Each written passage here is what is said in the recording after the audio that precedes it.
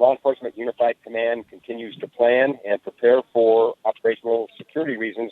We cannot discuss specifics beyond that, as we've said nearly every day. There have been no arrests in the last 24 hours.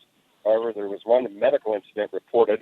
An ambulance was called for a 21-year-old man at Hulu camp last night around 7. He was reportedly suffering from altitude sickness. EMS responded and evaluated him, and he left the scene on his own.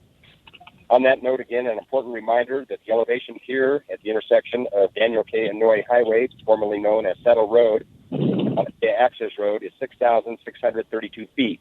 We want to, again, remind everyone here to be mindful that this is considered high elevation, which means you need good sun and weather protection, as conditions can change quickly, as we've seen in the last 24 hours. Also, drink plenty of fluids to stay hydrated. Many of you asked over the past week or so about the cost of the continued law enforcement presence here. Let me first quote from a statement provided by the Department of the Attorney General. Since we are in the middle of the operation, it's not possible to provide accurate costs to date. The state agencies are funded so we can fulfill our law enforcement duties, and the state is committed to ensuring that lawfully permitted construction proceeds.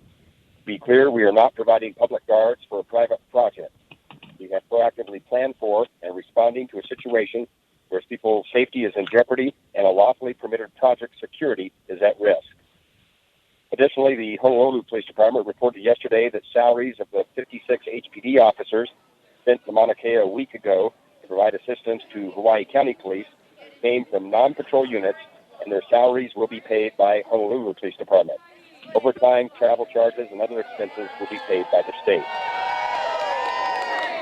As you know, there are a couple of court actions expected today or expected to be resolved today, and once those are completed, please expect the Department of the Attorney General to be sending out statements. Finally, a reminder to members of the media that was included in the initial protocols distributed by the Mauna Kea media team. Law enforcement is asking that you not trespass into or enter onto closed lands. Anyone from the media or public caught in the closed area can be subject to arrest or citation. And with that, I'll take your questions.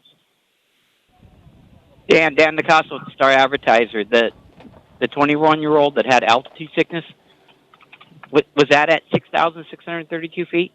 Yes, just across the road at Hulu camp. Thank you.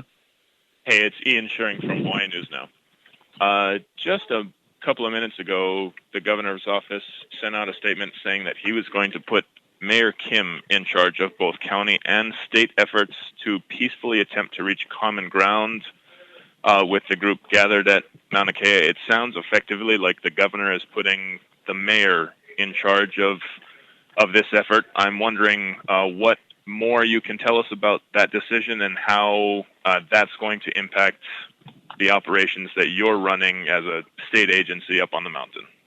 Yeah, and I can't speak for the governor, and our operations are continuing as previously stated. Blaze from Civil Beat. As a follow-up to that, were there any discussions from law enforcement on the mountain with the governor's office to make that decision? I can't speak for the governor. Hey, everybody. Things are happening pretty fast and fluid, and so we are just being made aware of this statement as well. So I don't think there's anything that Dan's going to be able to provide with you on that most recent development. We apologize for that. Follow-up questions are going to have to be sent to the governor's office at this point in time, and maybe we'll have an update at the 2 p.m. briefing. This is Stephanie at the Tribune Herald. Honolulu Police Department said that they are the 56 officers sent there last week are returning to Oahu today. What does that mean for operations there? Do you expect any kind of, do you expect to have enough manpower at this point? And will that be replaced by other officers or? Stephanie, again, I can't address that because of operational security. Sorry. We do have an updated crowd number. I'm sorry, I wasn't quite sure if I heard Dan correctly, but we just got a note that it's estimated to be at about 1,000 people this morning. Okay, Dan had said 500, and this is Dan Nicasso. Is it 1,000 now? That's the latest number that we just received from our comms team. Thanks, Dan.